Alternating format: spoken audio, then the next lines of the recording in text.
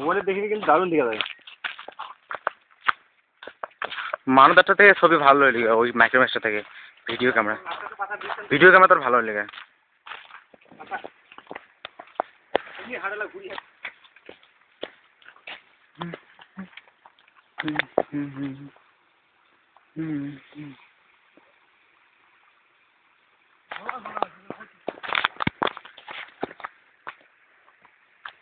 তোর ডিসপ্লেটা খারাপ রে। মোর তো ছবি আনলে তো ভালোই দেখা যায়। তোর ডিসপ্লেটা খারাপ না।